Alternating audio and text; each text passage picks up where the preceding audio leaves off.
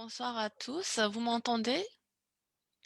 D'accord, Parfaitement. super, super. Donc bonsoir à tous, je m'appelle Andrea Apostu, je viens de Bucarest, Roumanie et ce soir je vais lire des poèmes traduits du roman en français par Radu Bata.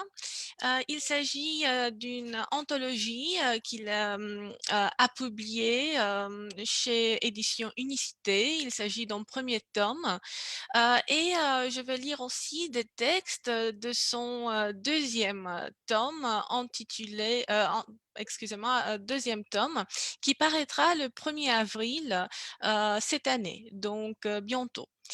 Je vais lire des poèmes, qui, bon, ont été écrits, par, des poètes assez différents, appartenant à des générations différentes à partir des années 1960 jusqu'à présent.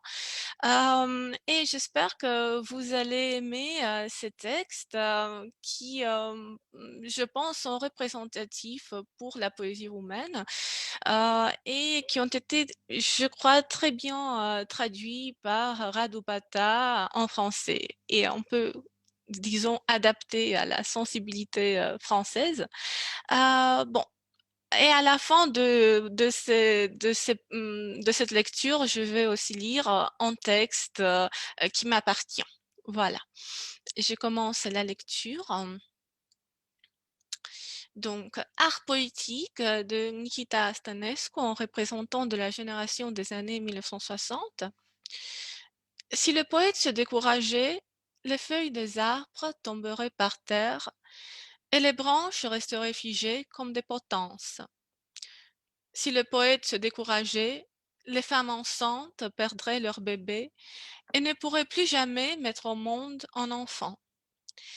Mais parce qu'il est touché par la grâce et le souci des autres, le poète meurt toujours avant de se décourager. La musique du Petit Cheval de Mariana Codruc. Je m'approche d'une limite de l'espérance de vie en Roumanie. Sereine, en chemise de nuit, je passe ma main sur les veines du cou, attendant qu'elle chante. Je ne sais pas monter à cheval, mais avec la mort, ce ne peut pas être bien différent. En arrivage de ciel, de Ion Moreshan. Chez nous, à la campagne, loin de la foule déchaînée, il ne tombe que des feuilles et des étoiles qui fuguent. Si jamais nous arrivons en ville, tu verras comment les volets s'ouvrent et les femmes jettent par la fenêtre les ailes des anges restés du repas du soir.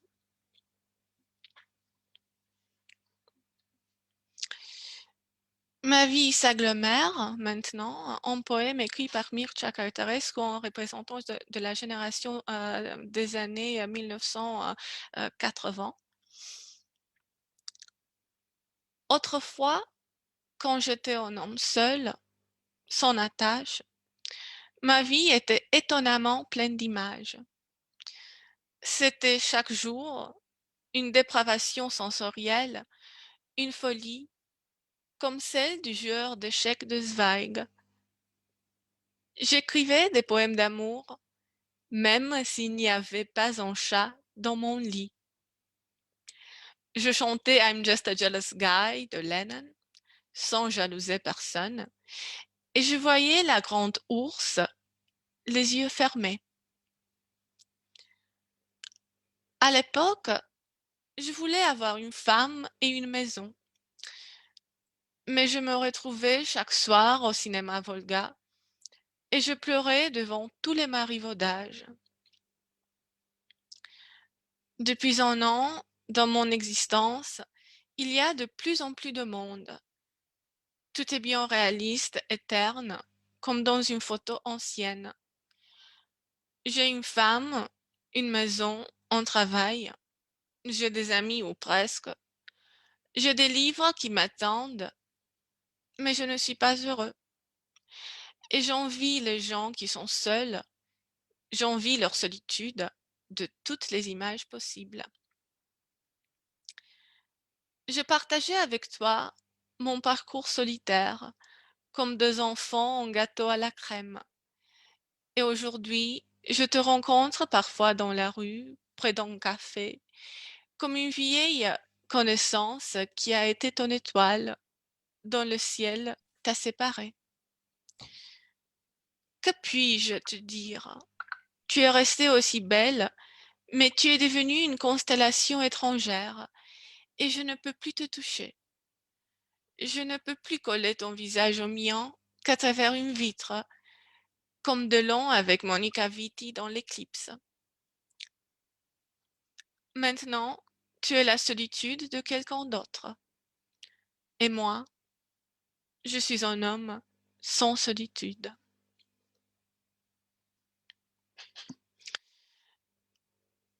Maintenant, un poème de Claudio Comartine, qui est un écrivain de la génération des années 2000. L'extrême option. Toutes les choses qui fragmentent mon cœur sont sur ce plateau. Toutes les choses qui ouvrent mon sang sont sur ce plateau. La statuette d'argile, les devinettes, la fleur de noyer sont sur ce plateau. Un homme dont la fleur de l'âge pousse sur un mur une immense seringue.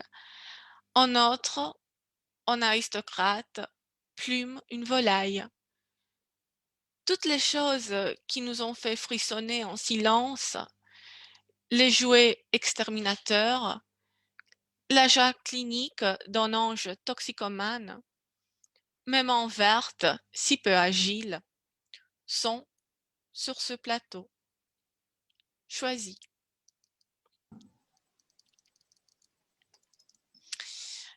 Sauf la tristesse, maintenant, un poème assez intéressant et plus long, écrit par une poète contemporaine, très contemporaine, des années 2020, Alexandra Molina Lipar.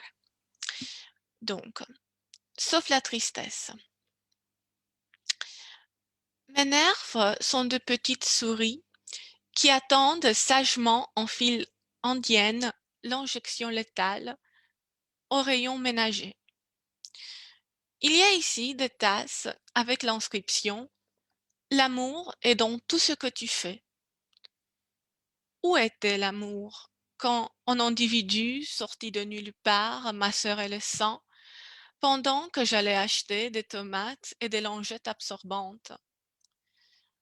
Être femme vient au monde avec 1000 choses énervantes dont tu t'accommodes avec le temps.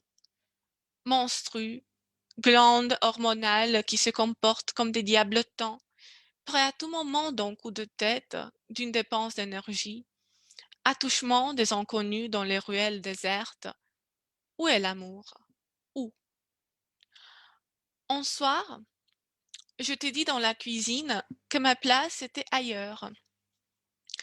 Je n'aimais pas ce que je faisais, ni ce qu'on me faisait faire. Je ne me sentais pas d'ici. Et il ne s'agissait pas d'une ville, d'un pays, ni même d'un siècle. J'aurais dû être un personnage de bande dessinée et faire rire les enfants. Je t'ai dit dans la cuisine comment je ne ressentais plus rien, sauf la tristesse. Tristesse quand je mangeais mes céréales, quand j'attendais au feu pour traverser, quand je sortais avec les amis où je voyais une comédie, quand j'achetais un haut qui me plaisait, quand un homme me disait que j'étais belle, quand je ne me mettais au lit le soir, toutes ces tristesses m'enveloppaient comme un sac de couchage. Il existe en moi un lieu plein de verdure, où les gosses jouent au foot avec une bouteille de verre, sous le soleil de braise d'un village mexicain. Et toute la chaleur produite par une fabrique lointaine est amour. Il faudrait mettre des îles d'amour dans les sachets multicolores avec le visage du Père Noël qu'on offre aux enfants à la fête de fin d'année pour qu'ils ne sombrent pas dans la tristesse. Sinon, la vague de tristesse sera un tsunami qui emportera tout sur son passage. Les mères nourriront les bébés au biberon de tristesse. Les gens ne seront plus vêtus que de tristesse. On organisera des concours pour élire l'homme le plus triste. Toutes les destinations de vacances seront tristes à pleurer. La planète Terre s'appellera planète tristesse. Et seulement alors les poètes se sentiront bien dans leur élément naturel. Bon, encore 3 poèmes, je finis. Ils sont assez courts. Donc maintenant un poème intitulé Vœux d'Octavien Soviani, un poète très intéressant qui d'ailleurs a récemment traduit en roman Les fleurs du mal de Baudelaire et les poésies de Paul Verlaine. Donc c'est un francophile. Je te souhaite un joyeux Noël. Aujourd'hui, tu as des invités. Tu as mis une robe élégante et sobre. C'est un repas de famille tranquille où l'on parle en chuchotant et les couverts ne font pas le moindre bruit. C'est comme dans un film que nous avons vu ensemble il y a 50 ans, dont je ne me rappelle que des détails, comme la couleur de tes gants de cuisine avec lesquels tu prends le bol de soupe chaude. Quand tu vas au sapin pour remettre à l'endroit une guirlande de travers, tu as l'air de ces femmes tristes, refusées par la vie, qui pendant les nuits de Noël tiennent des volumes de verre sur le ventre. Chez moi, c'est la paix. J'ai sur la table une pomme et 10 cigarettes. Des chats ont frappé tout à l'heure à ma porte pour me demander si je voulais les entendre interpréter des cantiques.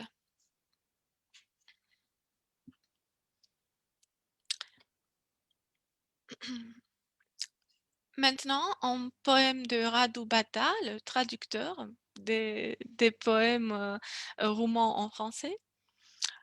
Pornographie avec les nuages de Radu Bata. Les ombres couchaient avec le premier venu. La guitare de Bonamassa faisait l'amour à une école de filles. Vénus s'effeuillait en vidéo chat. Saturne lui envoyait des anneaux brûlants. Et moi, je nageais comme d'habitude dans le dictionnaire, cherchant la bouée de sauvetage dans le mot amour. Et maintenant, je suis arrivée à la fin de ma lecture avec le poème qui m'appartient et qui n'a pas de titre.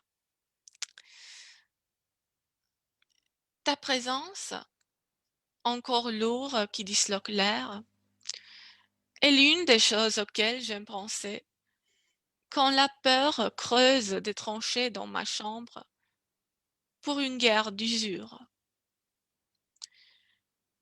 Il y a des moyens de voir les gens et des moyens pour les sentir, avec le côté antérieur de la peau, tout comme les insectes perçoivent un léger déplacement de l'air, provoqué par une main hostile, et s'envolent au dernier moment. Ils goûtent le monde par les antennes, moi par l'organe plus grand que le cœur, qui m'enveloppe parfaitement jusqu'au dernier bouton. Ta présence donc, encore l'eau qui s'approche, raréfiant l'air, arrêtant la respiration sur le bout de la langue. Ta présence qui rend les soldats de plomb meuleux comme des figurines d'argile envoyées sur l'eau. J'aime. Et cet amour serait une chose banale, comme une cuillère de sucre dans une tasse de thé, s'il n'y avait pas la distance et les années dont on a besoin pour rester jeune. Ce serait banal si ton approche ne me troublait pas, comme l'approche d'une voiture trouble sur une sobre route de campagne les petits animaux. Voilà. Je vous remercie beaucoup. J'espère que ça s'est bien passé. Voilà. Merci.